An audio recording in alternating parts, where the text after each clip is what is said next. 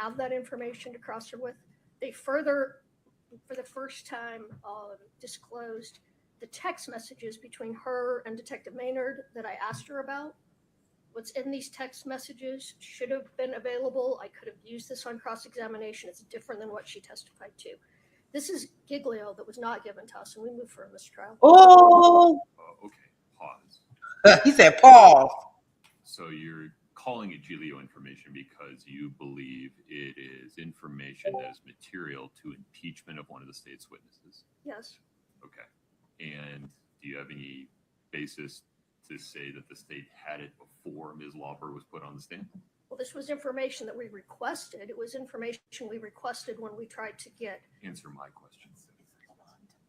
Focus. Yes, it belonged to Detective Maynard. Detective Maynard had this information and sent an email to Mr. Bloodworth about the violation prior to the trial starting. Mr. Bloodworth.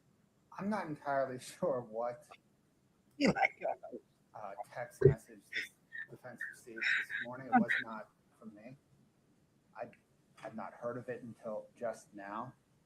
I understand that about 10 days ago, the defense submitted a grandma request to the sheriff's office asking for information related to the supervision of Carmen Lauber. By Mr. Maynard. By Miss, well, they generally by Miss. They asked for any information on all supervision. Okay. The supervision was by Eric Maynard. Yeah. I think they're referencing a violation of probation involving, she was caught with an alcoholic beverage. Is that what we're talking about? That's correct. I provided that information to defense maybe 3 weeks ago in an email. Okay. Ms. Lewis, I'm not going to shoot from the hip on this. You'll have to put this in a written motion so I can see it all with the timeline and the content. Let the state respond to it. Yes, I can. I will just state for the record, the email about the alcohol violation was sent to Mr. Bloodworth November 15th of 2023. Well, but what about Mr. Bloodworth's email to defense that he just referenced? I saw no such email. Okay, well, we'll get into it, but you've got to put this in writing. We're not going to do this on oral representations in the moment. Understood. Okay. Anything else on that? Not on that, no. Do you have one other issue, Your Honor? I know that it is always tradition that the state gets to sit closest to the jury in every trial I've ever been in. That's the case, and we actually prefer it that way. But we are getting reports from individuals who are watching this matter on television that particularly yesterday, but also previously to yesterday, that members of the prosecution team are making faces at the jury during our cross-examinations, and we would ask that With respect, I have a better view of this than any of the cameras. I haven't seen anything like that. Okay, well, we've asked for the timestamps, and we're going to try to provide it to the court, but all I'm asking is just a gentle admonishment that that's not appropriate and to try to refrain from doing that to the extent that is happening. Also, the second concern that I have You doing it too. is when Mr. Bloodworth is tendering the witness to the defense, he's making a statement that I believe the defense will have questions for you. We do believe that's not intentional, but it's burden shifting, and we would ask that he not make that statement at the conclusion. We're not required to ask them any questions.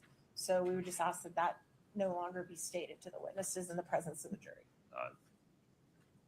Yeah, as a matter of law, I don't view that as any instruction to the jury or comment regarding burden shifting. If you stand up and say you have no questions, you have no questions. I'm not going to admonish anybody for anything that isn't happening.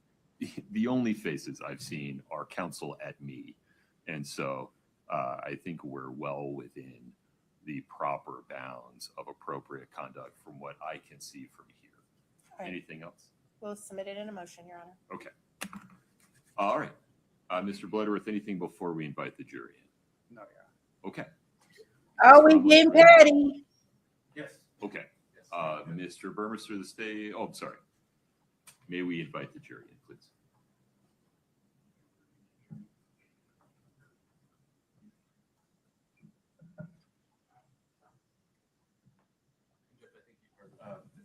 any objections to the exhibits coming in through Ms. Coates. Got it. Okay. We'll just need to create a record in real time.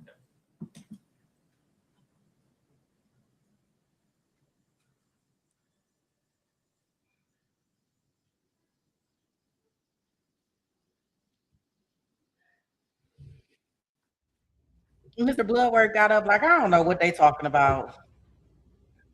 Like, I don't know what this defense team is talking about at all.